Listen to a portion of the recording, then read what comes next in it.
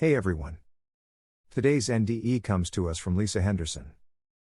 Lisa tells how during her NDE she experienced unconditional love washed over her like a huge wave.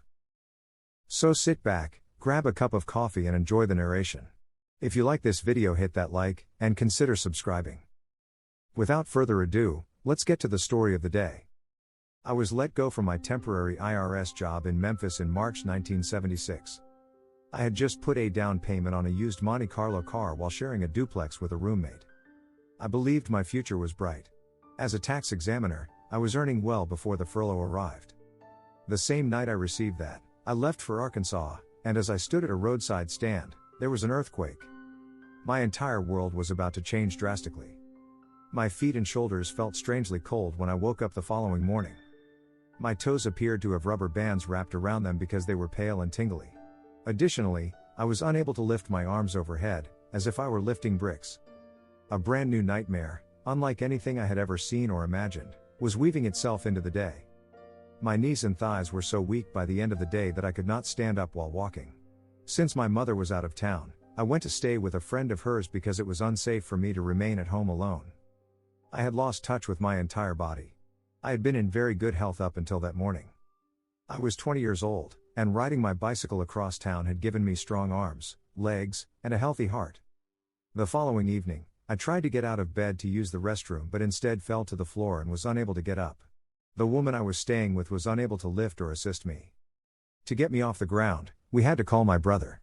By that time, I was a scared little girl.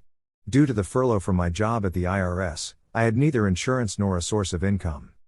My mother had borrowed a wheelchair for me on the third day because I was unable to walk or stand. When my brother arrived, he helped me get out of the vehicle and into the neurologist's office. The doctor examined me while wearing a shocked expression on his face. He quickly and silently left the room before coming back to give us the prognosis. He claimed that Guillain-Barré syndrome was the root of the paralysis, GBS. We waited, believing he had overlooked something, a straightforward fix or course of action that we hoped would make it all better in a few days. I was in intensive care 2 days later and was on the verge of becoming completely paralyzed from the top down. My body would not budge, but my mind was alert. I quickly became weary of the never-ending days, the ICU's constant illumination, and the restriction on visitors. I started to feel restless and worried about what might happen. One day I was given a drink of water by a nurse, and I choked. I couldn't breathe again after that. I struggled to take a breath as I believed I was the closest to death I had ever been. Perhaps I would have passed away at that point if a mechanical respirator hadn't been able to breathe for me. My long-term respirator soon whooshed and hissed as it pumped each breath from me. Since I still had little control over my lung muscles, it was initially difficult for me to let it breathe for me. My lungs struggled to find the right breathing rhythm while using the machine, and the machine would beep over and over again. Wondering whether the machine would keep running or what would happen if it stopped was extremely terrifying. If I had to rely on a respirator, I believed it meant I would die. Nobody would provide any information regarding my potential recovery time or my ability to leave the hospital. Simply put, there was no timeline for this illness. There were and still are incredibly few severe cases of Guillain-Barré syndrome that have been documented. Other than providing mechanical life support and waiting to see if the body recovered on its own, there were no known treatments or cures. I was unable to speak because I was using a respirator and had a tube in my throat. My nurses devised ways to get me to blink or click my tongue in order to communicate my needs or my responses to their questions. Most days, I was fully aware of everything around me. It was advised by the doctors that I be given access to a battery-operated TV and radio, which was extremely uncommon in 1976. But a TV was discovered and placed at the foot of my bed. It was March Madness time, and the basketball team from Memphis State University was in the championship game with a good chance of winning. When the final game was on TV, the medical staff stopped by to gather around my bed and cheer the team from the ICU. It was the high point of my stay in the ICU, and knowing that we had a successful team that year lifted my spirits. I also spent my 20th birthday in the ICU. My sister-in-law wanted to toast a birthday muffin with a candle. With all the oxygen around us in the ICU, the match was down on the matchbook and ready to strike when an alert nurse yelled, "Stop." Without the candles, we still had a celebration, all the more reason to smile that day. On 2 occasions, the medical professionals warned me that I was very close to passing away.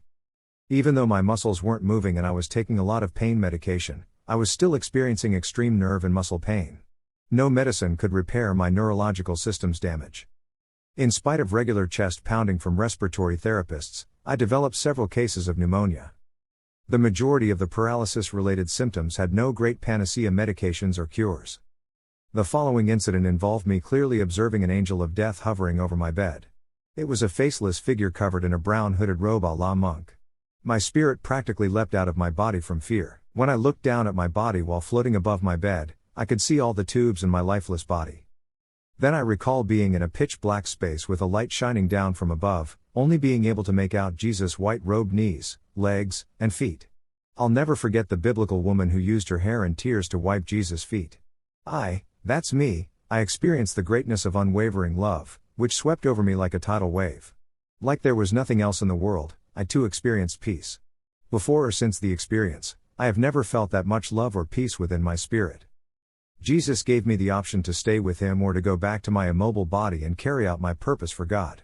I believe that up until that point, I hadn't done much for Him. I wanted more than anything to please Jesus and God. As a preemie, I spent the first 10 days of my life in the hospital, where I experienced God for the first time while being cared for by nuns and Franciscan monks. From day one, they protected me. I believe that many angels have comforted and inspired me throughout the years. When I returned to myself, it was June 1976. I had a few close calls with death, according to the ICU nurses. They could only give me that information about what happened to me there. Then my then minister and a D.O.C. church faith healer came to pray over me. After going 3 months without feeling a single thing in my torso, I would feel all tingly and warm when they held their hands over me. A few weeks later, I started to move, so I moved on to a rehab center. I was transferred out of the intensive care unit and sent to rehabilitation after 3 months when I started to feel movement in my legs.